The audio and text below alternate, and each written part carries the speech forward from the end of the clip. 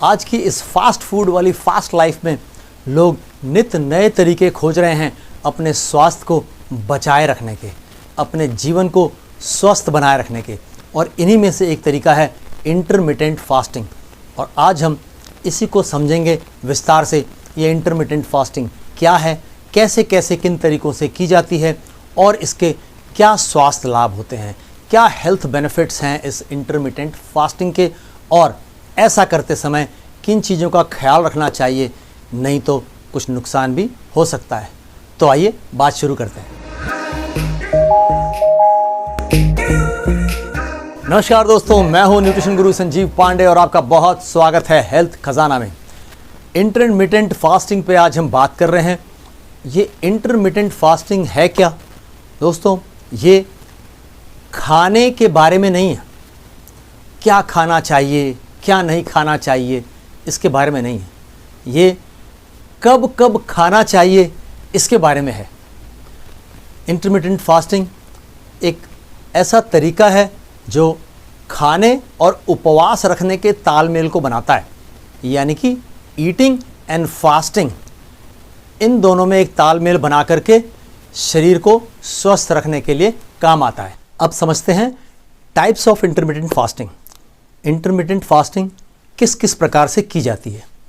जो पहला और सबसे प्रचलित तरीका है उसे कहते हैं 16/8 मेथड। इसमें आप 16 घंटे का उपवास रखते हैं 24 घंटे में से, और 8 घंटे के अंतराल में भोजन करते हैं। यानी जो ईटिंग आवर्स का विंडो है वो 8 घंटे का होता है और बाकी 16 घंटे आप फास्टिंग पे रहते हैं। इसके बाद नंबर 2, 5:2 डाइट।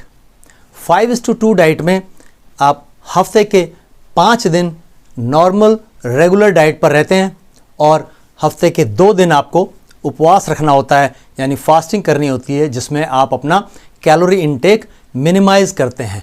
उसे आप 500 से 600 कैलोरी के बीच में ले आते हैं, रिड्यूस करके, घटा करके। और तीसरा तरीका है ऑल्टरनेट डे, यानी कि एक दिन सामान्य भोजन करेंगे और एक दिन उपवास रखेंगे, और इस तरीके से बॉडी इस इंटरमिटेंट फास्टिंग से होने वाले फ़ायदे को ले पाती है। अब बात करते हैं हेल्थ बेनिफिट्स के, इंटरमिटेंट फास्टिंग से होने वाले स्वास्थ्य लाभ। Number 1, weight loss. अधिकतर लोग इंटरमिटेंट फास्टिंग इसी काम के लिए अपनाते हैं, वज़न घटाने के लिए। इसमें जो हमारा कैलोरी इनटेक है वो घट जाता है और जो हमारा मेटाबॉलिक रेट है वो बढ़ जाता है। इस तरीके से मेटाबॉलिज्म इंक्रीज़ होता है तो ज़्यादा एनर्जी, ज़्यादा कैलोरीज बर्न होती हैं, और एक तरफ कैलोरी इनटेक कम हो जाता है। तो इस तरीके से ये वज़न घटाने में मदद करता है। जब हमारी बॉडी को एनर्जी प्रोड्यूस करने के लिए ग्लूकोज नहीं मिल रहा होता फास्टिंग के दौरान, तो बॉडी शिफ्ट कर जाती है, जो हमारी बॉडी में स्टोर्ड फैट है, जो जमा किया हुआ वसा है, उसको बर्न करती है। फैट बर्न करके एनर्जी डिराइव करती है और इस तरीके से तेज़ी से वेट लूज़ होने लग जाता है। Number 2, improved insulin sensitivity. Regular fasting से जो ब्लड शुगर लेवल है वो नीचे आता है और साथ ही जो इंसुलिन सेंसिटिविटी है वो बढ़ती है, और इस तरीके से टाइप 2 डायबिटीज़ होने का खतरा मिनिमाइज हो जाता है। Number 3, autophagy. मैंने पहले एक वीडियो में जो कि एंटी एजिंग पर था, उसमें ऑटोफेजी के बारे में विस्तार से बात की है। उसका लिंक मैं नीचे डिस्क्रिप्शन में दे दूंगा, आप वहां जाके उसको डिटेल में समझ सकते हैं। ऑटोफेजी एक प्रोसेस है जिसमें बॉडी जो डैमेज सेल्स हैं उनको क्लीन आउट करती है और नए सेल्स जनरेट करती है। इस तरीके से ये जो इंटरमिटेंट फास्टिंग है वो हमें लॉन्जिविटी में, यानी कि उम्र लंबी बनाने में, और साथ ही बहुत सारी कैंसर जैसी घातक बीमारियों से बचाने में मदद करता है। Number 4, cellular repair.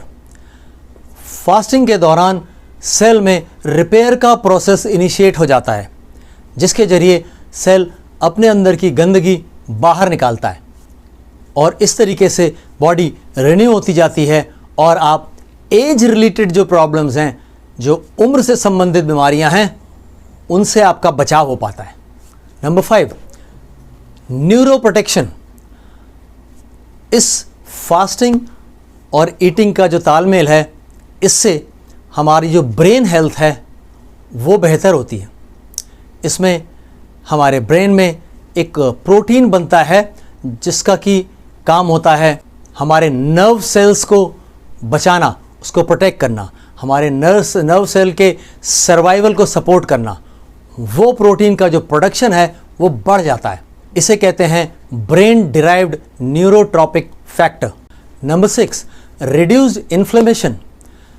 ये इंटरमिटेंट फास्टिंग का जो प्रोसेस है, ये हमारे शरीर में जो ऑक्सीडेटिव स्ट्रेस और इन्फ्लेमेशन होता है उसे रिड्यूस करता है, उसे घटाता है, और इस तरीके से ये हमें जो क्रॉनिक डिजीज़ेज़ हैं अल्जाइमर जैसी, उनसे प्रोटेक्ट करने में मदद करता है।